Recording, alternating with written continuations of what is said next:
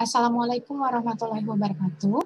Hari ini kita akan membahas chapter 5 tentang infrastruktur teknologi informasi dan teknologi yang akan muncul. Nah, materi ini kita adopsi berasal dari Loden, ya, buku Manajemen Information System, Sistem Informasi Manajemen tahun 2010, Person Edition, 16 Edition.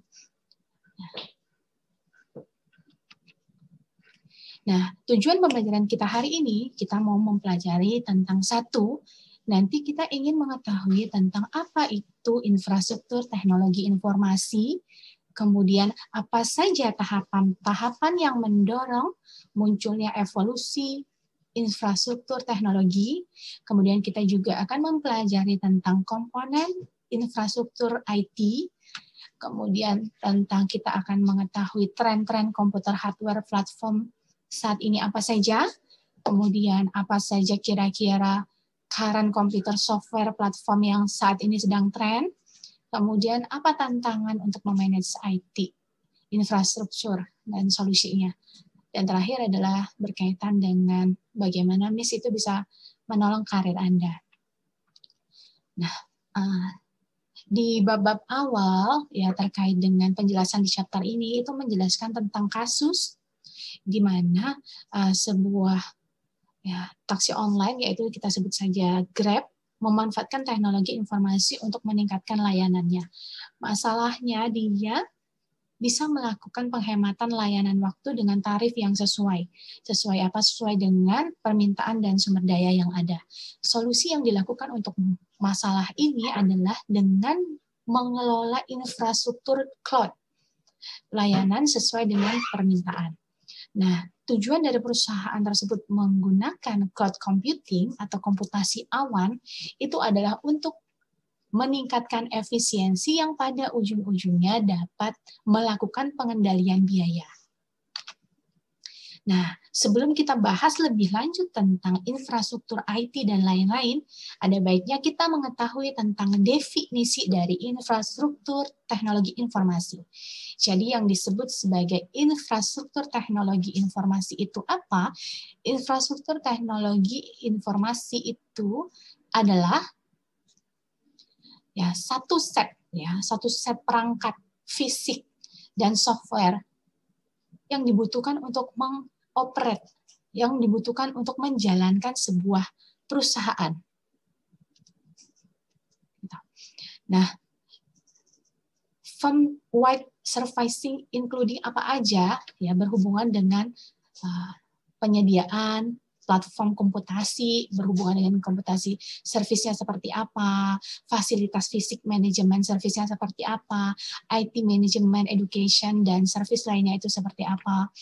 Ya. Nah, ada istilah yang disebut dengan service platform. Ya, perfective service platform itu seperti apa? Itu tujuannya adalah supaya adanya pandangan akurat ya, pandangan yang akurat terkait dengan investasi value of investment. Seperti itu. Jadi kalau misalnya kita melakukan pelayanan, misalnya pelayanannya perlu waktu 6 jam, tapi karena kita menggunakan teknologi informasi, maka pelayanan yang 6 jam tadi tidak harus dilakukan dalam waktu 6 jam. Jadi sisa waktu yang tadi itu bisa kita pakai untuk melakukan kegiatan yang lain yang tujuannya bisa meningkatkan return perusahaan kita, yang bisa meningkatkan pendapatan perusahaan kita. Seperti itu maksudnya.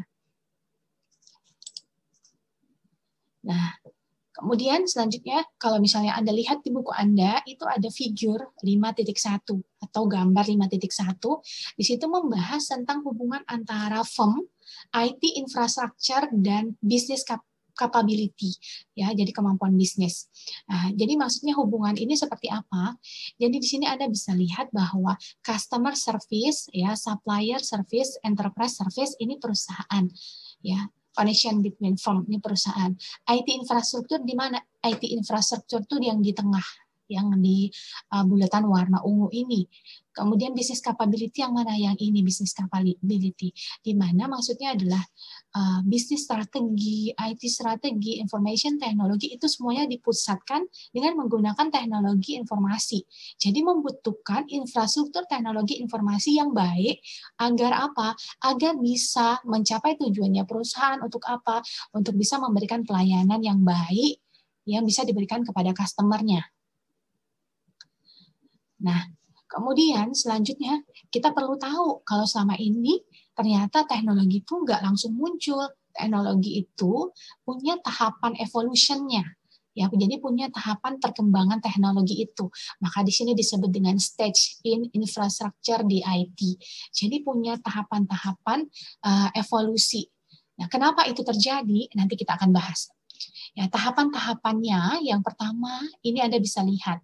Ini adalah di mana adanya mainframe dan mini komputer era tahun 1959 ya hingga saat ini.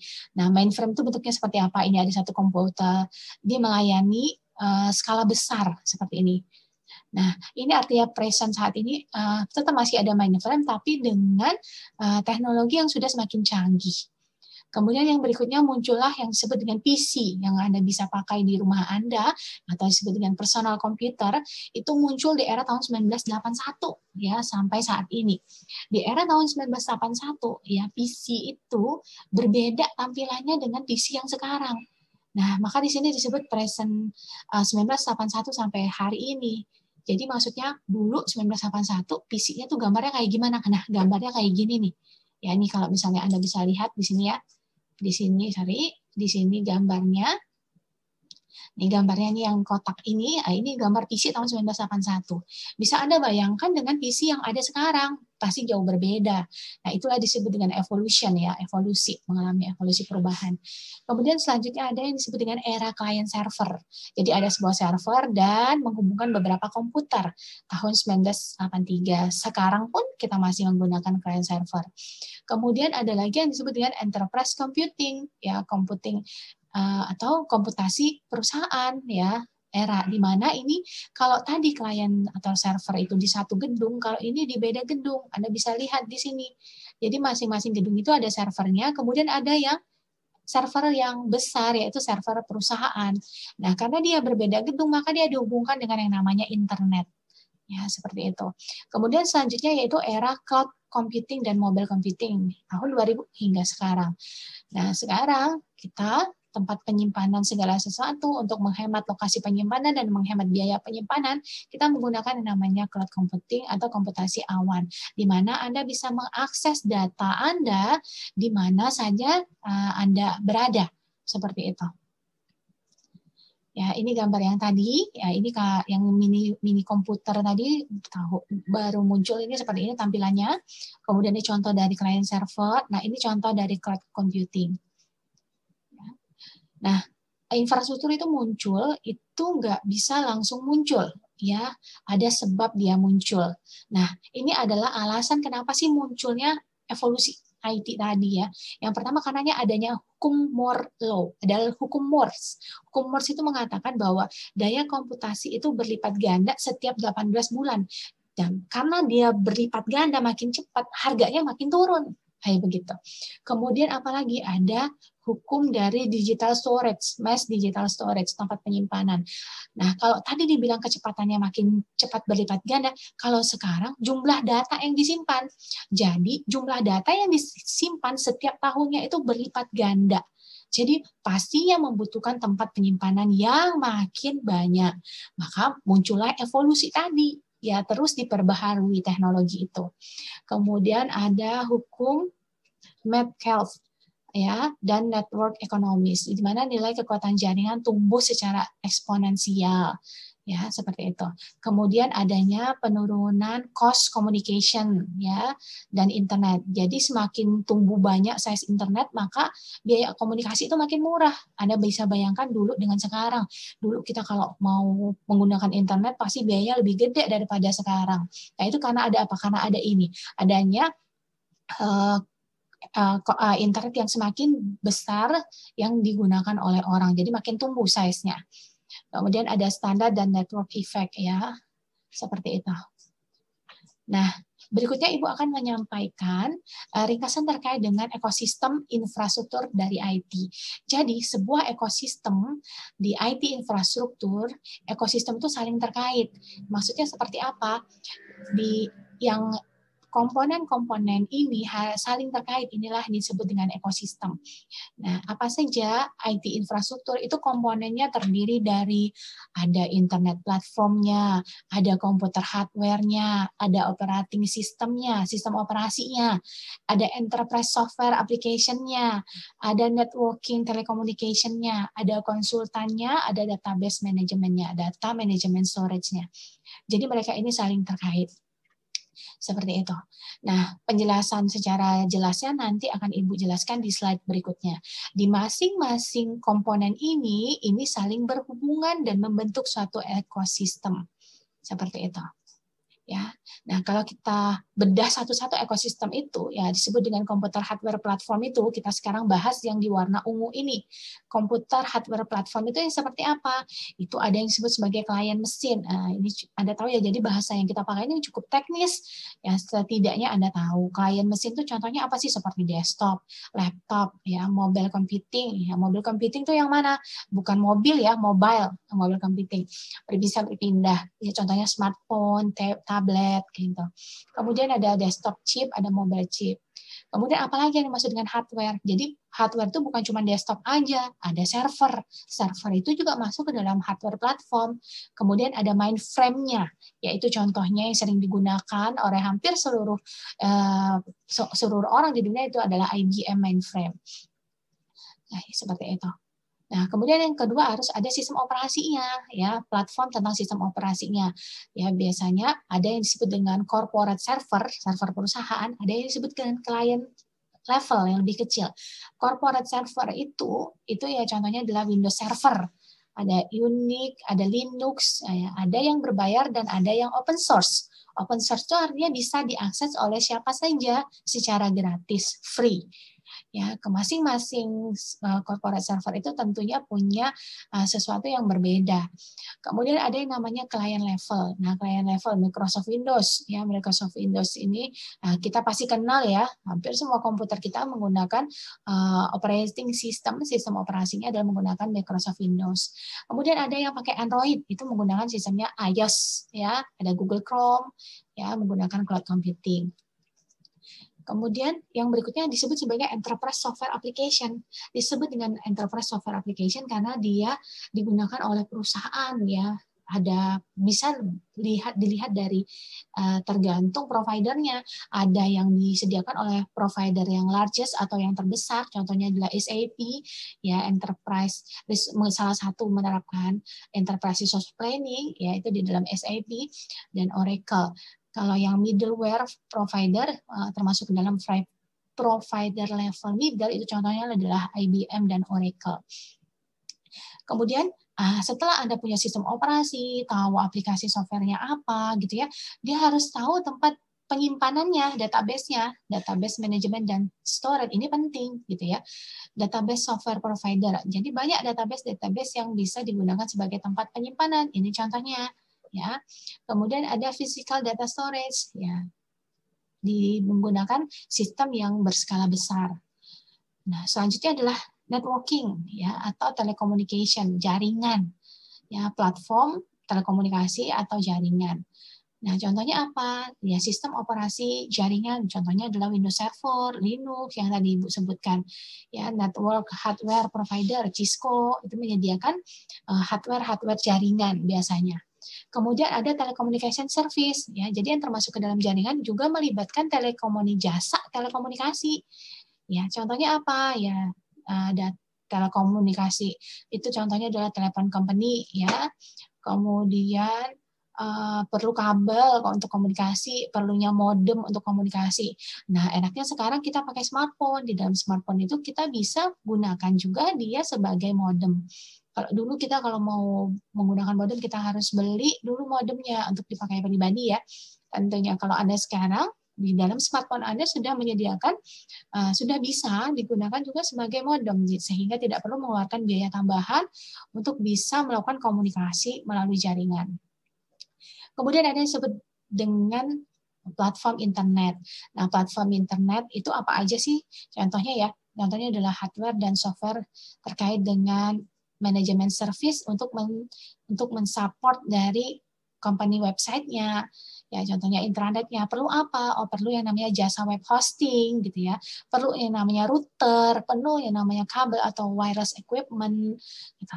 Kemudian hardware-nya perlu apa? Ya, perlu server. Market server itu yang biasa internet hardware server market. Jadi biasanya tuh merek-merek yang terkenal nih IBM, Dell, Oracle, HP ya. Kemudian ada yang disebut sebagai web development tools. Web development tools itu yang mana? Visual Studio, gitu ya, Java, Adobe, itu masuk ke dalam yang disebut sebagai pengembang web development tools, ya. Kemudian Anda juga memerlukan yang namanya konsultasi dan sistem yang terintegrasi, jasa yang terintegrasi. Kenapa? Karena setiap perusahaan, itu apalagi perusahaan besar, dia tidak bisa semua resource-nya itu full, dia support, ya nggak bisa. Jadi dia perlu orang lain, dia perlu perusahaan lain yang untuk memandunya jika terjadi sesuatu pada teknologi informasinya. Nah, ini nih leading consultant firm yang menjadi leading ya di sekarang ini biasanya tuh orang kenal yang namanya IBM Service, HP Service, dan service yang lainnya. Software integration ini maksudnya adalah software yang terintegrasi, integration software, meyakinkan bahwa infrastruktur dari teknologi kita itu bekerja gitu ya. Nah, kemudian kita bahas yang berikutnya. Berikutnya itu adalah tentang apa sih sebenarnya yang saat ini itu lagi tren terkait dengan platform komputer hardware. Nah, yang saat ini lagi tren itu adalah tentang pastinya the mobile digital platform mobile digital yang bisa berpindah kayak gitu ya. Nah, biasanya bisa dipakai di rumah sakit kayak gitu ya. Jadi di smartphone-nya itu ada GPS-nya, di peralatan-peralatan rumah sakitnya itu bisa pakai RFID, bisa pakai GPS, jadi ketahuan ya menggunakan smartphone. Jadi kita tahu misalnya perlu kursi roda, situ udah ada pakai RFID, dan situ kita pakai smartphone, dia pakai GPS. Jadi Anda nggak usah keliling satu rumah sakit untuk tahu di mana letak kursi roda itu. Dengan menggunakan teknologi tadi, Anda sudah bisa tahu dan langsung pergi ke area yang membutuhkan gitu tanpa dengan waktu yang lama. Contohnya seperti itu. Contohnya apa lagi? Contohnya rekam penyakitnya pasien ya, rekam mediknya pasien itu bisa tersimpan di smartphone tadi. Ya, netbook, ada tablet, ada digital e-book. Nah, itu termasuk yang mobile digital platform. Ya, platform digital mobile macam maksudnya bisa berpindah. Contohnya lagi apa lagi? Ini yang sekarang sering digunakan namanya wearable device, di mana device itu bisa digunakan. Seperti contohnya ada helm pintar yang bisa mendeteksi di mana letak mineral-mineral, di mana kita bisa menggunakan kacamata pintar, itu bisa melihat, menganalisis laporan keuangan, jam pintar ya seperti Apple Watch dan lain-lain, yang dimana itu bisa memberikan informasi yang tentunya berguna untuk pengambilan keputusan. Tapi perlu diketahui bahwa wearable device tadi Anda juga perlu mempertimbangkan bagaimana dampaknya ke kesehatan Anda. Kenapa? Karena biasanya peralatan teknologi itu cukup tinggi radiasinya, sehingga perlu Anda perhatikan juga dampak teknologi itu terhadap kesehatan Anda. Seperti itu. Kemudian selanjutnya ada yang namanya consumerization of IT and BYOD. Jadi BYOD itu singkatan dari Bring Your Own Device. Maksudnya bawa peralatan Anda sendiri ke tempat kerja Anda. Jadi kalau karyawannya punya handphone, dia bawa ke tempat kerja untuk menggunakan handphone itu di tempat kerja. Terus kalau dia punya laptopnya dibawa juga ke tempat kerja. Nah, kekuatan bisnis dan IT departemen itu harus rethink, maksudnya adalah rethink. Dia harus berpikir ulang bagaimana IT equipment dan service itu bisa memenuhi dan bisa dikelola. Bahasa mudahnya seperti ini.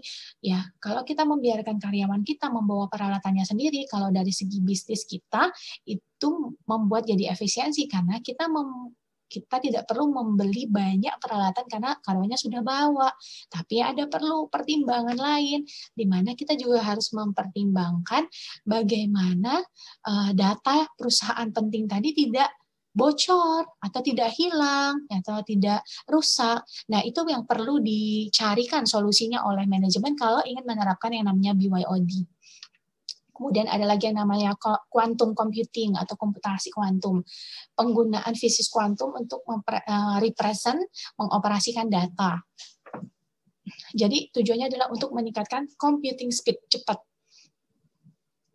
Kemudian ada yang namanya virtualization. Jadi tujuannya adalah untuk mereduce hardware dan komputer expenditure. Jadi dengan menggunakan virtualization bisa mengurangi biaya hardware dan power expenditure. Ya. Kemudian ada lagi yang namanya green computing. Nah, green computing. Jadi green computing ini adalah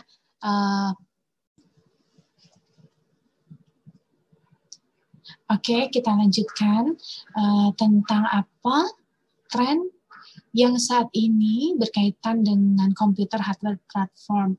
Kita masuki tentang cloud computing. Nah, di cloud computing ini mungkin Anda semua sudah pernah dengar terkait dengan cloud computing ini. Nah, yang perlu kita ketahui bahwa cloud computing ini kita perlu tahu di mana pada intinya dengan cloud computing ini bisa memberikan pengguna akses data itu dimanapun dan kapanpun, seperti itu. Kemudian selanjutnya nggak perlu peralatan khusus yang digunakan untuk bisa mengakses data. Kemudian berikutnya juga Anda sudah tidak perlu memikirkan lagi bagaimana data itu tersimpan. Jadi lokasi penyimpanannya tidak usah Anda pikirkan karena sudah tersedia di cloud. Itu yang perlu kita tahu. Maka di sini disebutkan bahwa merupakan service dari komputasi sesuai dengan keinginan ya di dalam suatu jaringan. Nah, model dari cloud service ini banyak. Nah, kalau misalnya di sini Anda bisa melihat bahwa model dari cloud service ini ada yang disebut sebagai infrastruktur dari infrastruktur as a service. Kemudian ada yang disebut dengan software as a service. Kemudian ada yang disebut dengan platform as a service. Nah, seperti apa sih maksud dari masing-masing ini? Jadi kalau misalnya infrastruktur as a service itu membiarkan customer untuk memproses dan men-storage, menyimpan data yang ada di dalam jaringan. Nah, contohnya kayak apa? Contohnya kayak Amazon Web Service, di mana bisa memberikan customer melakukan proses dan penyimpanan data. Kemudian ada yang namanya software as service. Ini maksudnya adalah cloud service di mana memungkinkan kita bisa mengakses software itu dimanapun. Nah, contohnya seperti apa sih? Contohnya seperti Dropbox, contohnya seperti Google Apps, contohnya seperti Microsoft Office 365. Kemudian ada yang namanya platform as service. Nah, ini biasanya digunakan oleh service provider untuk menawarkan infrastruktur dari TI dan programming tools kepada customer, seperti itu. Contohnya apa? Contohnya Google Apps Application Engine. Itu contoh dari platform as service. Nah, cloud ini juga ada beberapa macam ya cloud ini yang bisa kita gunakan. Ada cloud bisa secara public atau secara private. Maksudnya apa? Kalau public, maka jasa provider penyedianya ini berasal dari eksternal. Kalau itu public. Kalau private di mana dioperasikan oleh specific company, gitu ya. Company khusus dioperasikan oleh specific company. Jadi kepemilikannya dimiliki dan dioperasikan oleh private atau specific company. Nah, tujuannya ada cloud ini adalah pastinya yaitu untuk meminimalkan investasi kita di IT tentunya ya. Seperti itu. Nah, tapi perlu kita perhatikan tentang concern security-nya, tentang bagaimana keamanan dan reliability dari cloud tersebut. Selanjutnya, nah, kemudian ada lagi yang disebut sebagai green computing. Green computing ini pada intinya itu adalah memberikan atau kita ikut berpartisipasi terkait dengan lingkungan dengan menggunakan pemanfaatan teknologi informasi itu sesuai dengan high priority-nya. Jadi menggunakan teknologi informasi ini sesuai kebutuhan pada intinya. Jadi mengurangi yang namanya reducing power consumption. Jadi kalau kita menggunakan banyak teknologi saat itu, misalnya kita pakai laptop, kita pakai komputer, kita pakai printer, dan salah satu teknologi yang memang kita tidak gunakan itu sebaiknya di turn off kan, sehingga mengurangi yang namanya reducing power consumption. Tujuannya ini untuk impact, mengurangi yang namanya impact terkait dengan lingkungan. Kemudian ada lagi yang pakai high performance dan power saving processor. Ini disebut multi-core processor, ya, sangat cepat sekali. Nah, kalau tadi kita sudah membahas yang disebut sebagai current komputer hardware, kalau sekarang kita membicarakan tentang kira-kira apa yang komputer software saat ini, platform komputer software saat ini yang menjadi tren. Oh, yang menjadi tren itu yang di sini disebutkan bahwa Linux dan open source software. Nah, biasanya open source software itu dibuat dan dihasilkan oleh community programmers. Contohnya apa sih? Contohnya web server, Mozilla, browser, OpenOffice, Linux itu adalah contoh-contoh dari open source software yang bisa, maksudnya open source itu dia bisa diakses tanpa berbayar. Kemudian ada software yang digunakan di web, ada yang Java, bahasa pemrograman, HTML, Hypertext Markup Language, bahasa pemrograman. Kemudian ada yang disebut sebagai web service. Ya, tujuan web service ini adalah agar kita bisa merupakan aplikasi. Ya, tujuan web service ini adalah penggunaan teknologi internet, atau bahasa gampangnya dia menghubungkan internet untuk menghubungkan dengan aplikasi program. Jadi penggunaan teknologi internet untuk menghubungkan program aplikasi bersama tanpa bikin lagi yang namanya coding khusus. Itu maksudnya. Jadi itu namanya web services. Ya, jadi intinya adalah penggunaan teknologi informasi yang gunanya tujuannya untuk menghubungkan program aplikasi ya bersama tanpa harus membuat bahasa coding yang baru ya. Nah, XML extensible markup language. Kemudian selanjutnya adalah software-software yang akan menjadi in atau tren adalah tentang software outsourcing dan cloud service. Ya, outsourcing itu seperti apa? Nah, tujuan adanya outsourcing ini adalah untuk menghemat biaya sehingga kita bisa bagi perusahaan bisa menyewa pihak ketiga untuk menyediakan jasa ini. Contohnya misalnya software terkait dengan sistem maintenance data, manajemen data, seperti itu. Kemudian apalagi yang akan menjadi in atau tren, yaitu tentang match-up dan apps. Apps itu adalah kepanjangan dari application. Ya, kalau match-up, kalau Anda sering pernah menggunakan aplikasi Google Maps, di mana itu bisa memberikan berbagai macam cara, kira-kira cara terbaik untuk sampai di suatu tempat itu lewat jalan yang mana. Kemudian Anda lihat lagi aplikasi shopping yang bisa melihat toko-toko mana saja. Nah, kalau match-up itu adalah menggabungkan, mengkombinasikan dua aplikasi online ini, antara aplikasi Google Mapping atau Maps, antara mapping dengan shopping.